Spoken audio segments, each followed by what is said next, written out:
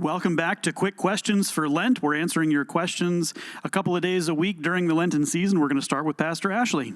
As we jump into Luke, we get the parable of the rich fool. And sometimes we get the question, is it okay for me to save money and plan for a future?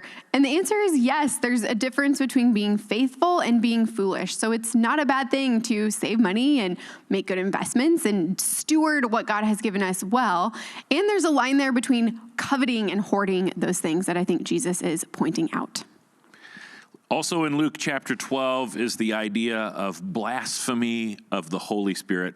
A lot of people are confused. What does that mean? I like what Pastor Mike said one time. If you're worried, have I committed the sin of blasphemy against the Holy Spirit, which is the unforgivable sin? He says if you're worried or thinking about that, then you haven't committed it. Because what it really is the Holy Spirit is at work in our lives in all sorts of ways, drawing us closer and closer to God. Blaspheming the Holy Spirit is basically saying all those times we get nudges to take a step in the direction of God, we say no instead and go the opposite direction. And the longer we say that, eventually God gives us what we want, which is life apart from him. Jesus says in Luke, do you think I've come to bring peace? No, I've come to divide people against each other. The question is, this seems backwards. What's going on here? So yes, Jesus does come to bring peace. He's the Prince of Peace. That's one of his names. He even says that he comes to give us peace, but he says not as the world gives.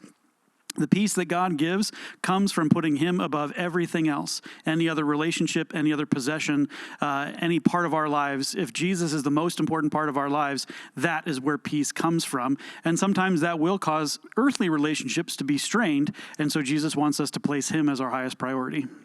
Turning to the Old Testament, we get to Judges this week. There's a lot of judges. There's a lot of people listening and not listening to judges and falling away from God. What's the timeline here? So I had to look this up. Judges began reigning in Israel approximately 1300 BC to 1100 BC. Samuel is Israel's final judge around 1075. And then Saul becomes king, and then starts the reign of kings in Israel in about 1050 BC. Very cool. Also in Judges, we see the angel of the Lord showing up from time to time. People are scared. They think they're going to die. Is this really an angel? Is it the Lord? How do you make sense of this? Angels, you will notice the Christmas story, angels appear all the time. And often the first thing the angel says is, fear not. We sometimes have an understanding of angels that they're like the Valentine's angel, Cupid, a little pudgy, wearing a diaper with a bow and arrow. But really, these are members of the heavenly armies, is what the original Hebrew kind of points to. So warrior, Rambo-like beings, messengers from God, created beings.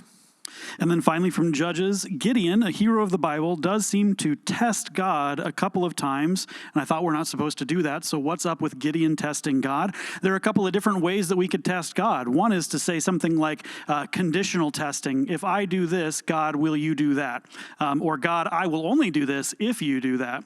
But actually what God invites us to do is to realize his faithfulness. So even in the book of Malachi, God invites us to test him by giving money to him, by providing resources for the community of faith. And God says, test me that I will not bless you even more for that, which is God saying, I want you to know how faithful I am. And that's a test that God is willing to go through for us.